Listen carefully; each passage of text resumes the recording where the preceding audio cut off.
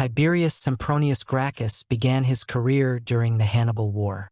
He was chief of cavalry under the dictator Marcus Junius Pere. It was the task of the dictator and his aide to train new warriors after the disaster at Cannae. At the same time, Tiberius held the office of curule aedile. In this position, he held the traditional Roman games. Livius describes their measures to recruit troops. Young men under the age of 17 were put into the ranks. 4 legions were recruited in this way. Then the state bought 8,000 young slaves. They agreed to join the Roman army for the promise of freedom. When handing over the report, Pere sparingly and modestly told the Senate about his merits. All the glory dictator ceded to the assistant. Following this, Gracchus was chosen consul. Tiberius Gracchus and his fellow consul Fabius Maximus distributed the troops. Fabius received the legions recruited by Pere, while Gracchus received volunteer slave units and allies. With his 2 legions and allies, the consul was in Campania, an area where many cities had defected to Hannibal. Taking advantage of the lull between battles, Gracchus trained the soldiers. He tried to accustom former slaves to soldierly discipline. He also made sure that slaves were not reproached for their past. In his legions, a veteran, a new recruit, and a former slave were to be equal. The Campanian city of Cumae remained loyal to Rome. The other Campanians hoped to capture it and called the Cumans to a general feast. The leaders of the Cumans logically assumed that an ambush might await them there and appealed to Consul Gracchus. The Campanians gathered at the sanctuary of Gamma, north of Cumae. Tiberius and his troops marched to the sanctuary at night and attacked the Campanian camp. Tiberius' legionaries slaughtered over 2,000 enemies, including the Campanian leader, Marius Alpheus, while losing less than 100 warriors.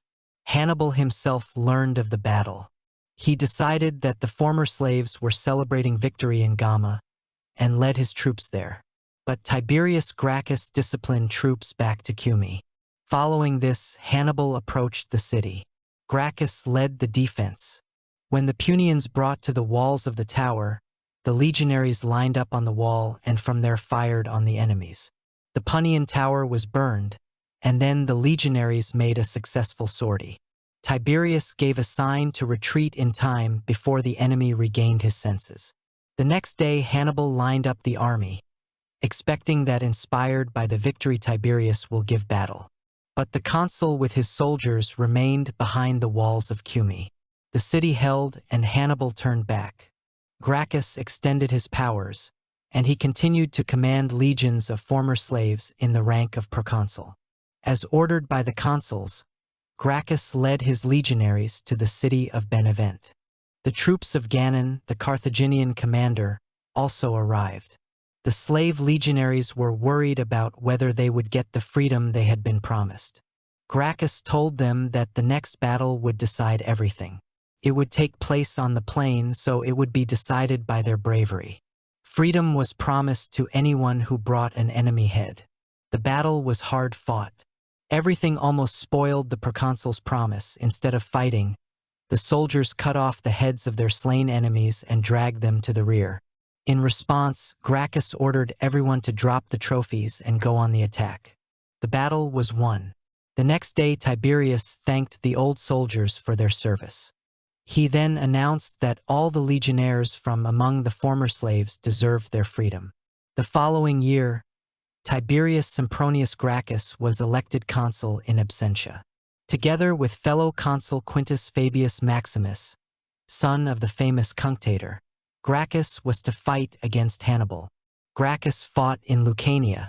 In this year, as Titus Livius writes, he fought several battles there and took some insignificant fortifications. Another year later, the commander again received an extension of powers in the rank of proconsul. This year was his last. He led his troops to Capua. Titus Livius tells how on the eve of the speech Gracchus received several unfavorable signs that foreshadowed the death of the commander. About the death of Gracchus there are several testimonies. According to Titus Livius, he was betrayed by a Lucan leader named Flavus. This man decided to go to the side of the Punians. Flav secretly visited the Carthaginian commander Magan, where they discussed a plan for an ambush. In the Roman camp, Flav assured Gracchus that he convinced some of the Lucanians to return to the side of the Romans on condition that the proconsul will meet with them personally. Gracchus arrived at the agreed place with a turn of horsemen. Realizing that it was an ambush, the proconsul and his soldiers fought back to the last until they were interrupted. Titus Livius gives another version of the death of the commander. According to her, Gracchus died near Beneventa on the river Caller. The commander decided to bathe and went out of camp with a few close associates. Near the river, Romans ran into an ambush and were killed. According to the third version, Gracchus was ambushed when he went to make a sacrifice.